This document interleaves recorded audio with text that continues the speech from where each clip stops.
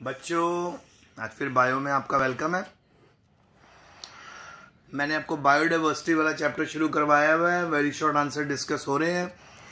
सो आज का question, name a hydrophytes that is exotic to India. मतलब एक ऐसा हाइड्रोफाइट्स बताइए, एक ऐसा प्लांट बताइए जो पानी में पाया जाता है पर वो इंडियन ब्रीड नहीं है, पर बाहर से इंडिया में आया। तो वो है बेटा वाटर हाइसिंथ। ये एक्सोटिक प्लांट है। एक्सोटिक ब्रीड मतलब बेटा वो ब्रीड होती है जो स्पीशीज इंट्रोड्यूस होती है कंट्री में फ्रॉम अनदर कंट्री। तो किसी और कंट्री से हमारे इंडिया में जो ये प्लांट आया है इसका नाम है वाटर हायासिंथ। और भूल लेगा नहीं। फिर नेक्स्ट है, name the hot spots of India. Western Ghats और ईस्टर्न हिमालयन जो है ये जी हॉट स्पॉट्स हैं इंडिया के। फिर नेक्स्ट है, name the centre of biodiversity in the western Ghats, a hot spot of biodiversity. तो जी साइलेंट वैली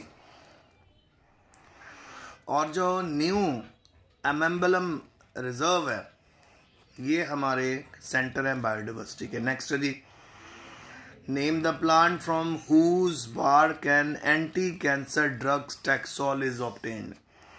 तो जी बेटा टेक्सस यहां से नाम याद रख लेना, लॉजिक।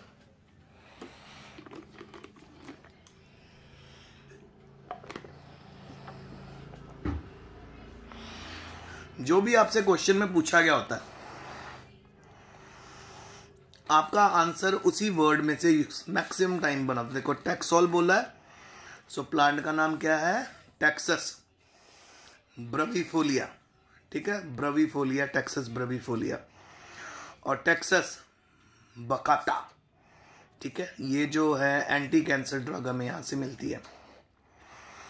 फिर आ गया जी,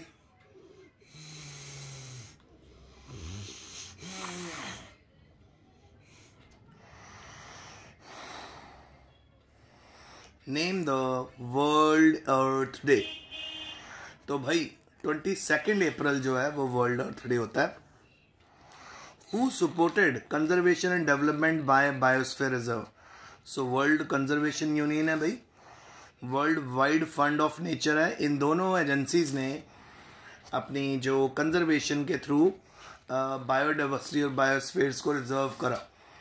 एक्सेस हंटिंग को रोका, पोल्यूशन को रोकने की पूरी कोशिश जारी है। ठीक है, कार्बन डाइऑक्साइड की प्रोडक्शन की गई कम ताकि ग्रीन हाउस इफेक्ट कम पड़े। तो ये दो एजेंसीज हैं जिन्होंने बहुत बड़ा काम करा। अब आगे बेटा आपको एब्रीवेशंस आई हुई हैं ढेर सारी।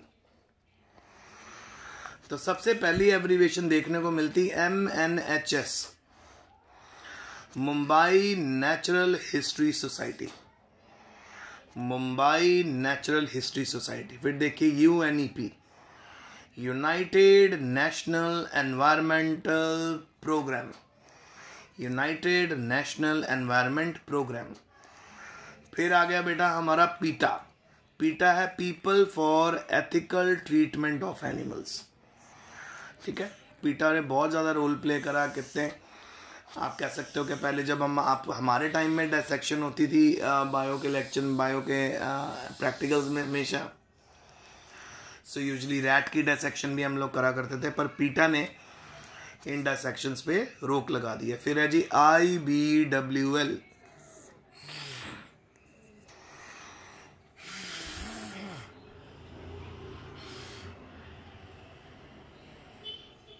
ये है जी Indian board of wild life. IBWL,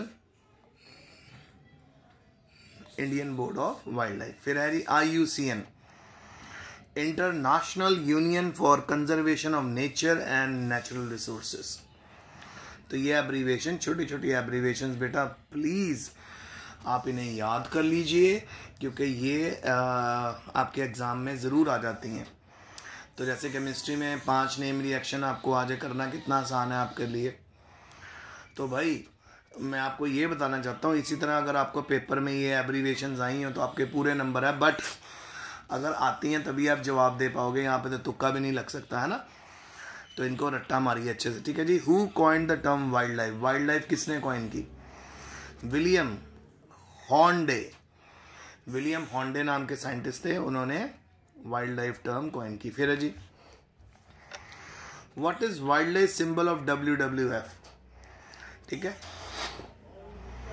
so WWF wild life का जो सिंबल है वो है जी रेड पांडा।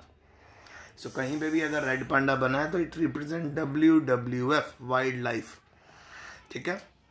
उसके बाद है जी, which material is derived from the bark of cinchona plant? Cinchona plant से बेटा एंटी मलेरियल ड्रग बनती क्विनीन, ठीक है। बहुत ज़्यादा कड़वी होती है ये, बट ये बहुत ज़्यादा इफेक्टिव ड्रग है मलेरिया के अगेंस्ट। फिर है जी, name animal species for which India is secondary centre of domestication, ठीक है। सो कौन कौन सी ऐसी एनिमल स्पीशीज हैं जिनको हमारे इंडिया में बहुत ज़्यादा अच्छे से रेयरिंग और केयरिंग की जाती, पाला जाता है? तो वो एक तो जी हॉर्स हो गया, गोट हो गया, शीप हो गया, डोंकी हो गया, ठीक है। ओके, नेक्स्ट है जी, name plants for which India is secondary centre of domestication.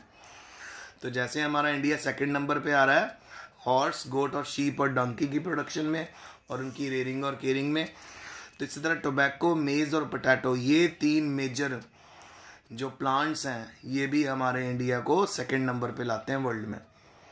So tobacco, मेज और पोटैटो की प्रोडक्शन भी यहाँ पे बहुत है।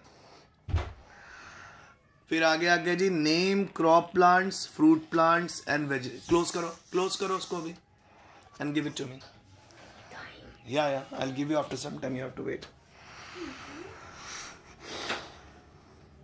Name crop plants, fruit plants and vegetables for which India is center of biodiversity. तो सेंटर ऑफ बायोडाइवर्सिटी का मतलब प्रोडक्शन सबसे ज़्यादा कहाँ हमारे इंडिया में कौन कौन से क्रॉप प्लांट की है? तो जी राइस और शुगर केन सबसे ज़्यादा वर्ल्ड में हमारा जो इंडिया है वो प्रोड्यूस करता है। फ्रूट्स में मैंगो और बनाना, वेजिटेबल्स में जैक फ्रूट और ककरबिटा।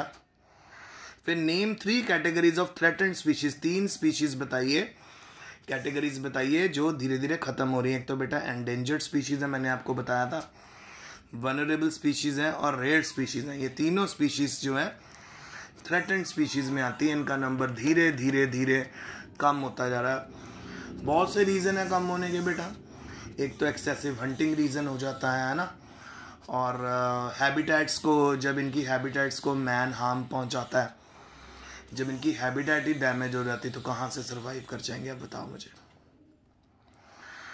फिर उसके बाद है जी, where the wild life institute of India is located at. Wild life institute India का कहाँ पे लोकेटेड है? वो जी देहरादून में है। और लास्ट क्वेश्चन आज का, define biosphere reserve. Biosphere reserve एक स्पेसिफिक एरिया होता है, ठीक है, जिसमें बहुत सारी चीज़ें की जाती हैं प्लांट्स के साथ, जहाँ पे उस एरिया को डिवाइड कर दिया जाता है अलग अलग जोन्स में, और हर जोन में पर्टिकुलर एक्टिविटी कैरी आउट की जाती है। और इन बायोस्फीयर रिजर्व में मैं आपको बताना चाहता हूँ, हंटिंग अलाउड नहीं होती, कटिंग ऑफ ट्रीज अलाउड नहीं होती, और इवन एनिमल्स की मास प्रोडक्शन यहाँ पे देखने को मिलती है। तो यानी बायोस्फीयर रिजर्व वो एरियाज होते हैं जहाँ पर एक बहुत बड़े स्पेसिफिक एरिया को मल्टीपल यूज़ के लिए यूज़ किया जाता है, उसके लैंड को, और वहाँ पे अलग अलग जोन्स बना लिए जाते हैं। तो ये आज का लेक्चर था, आपको समझ आया होगा। अच्छे से पढ़ना बेटा, स्टे होम, स्टडी हार्ड।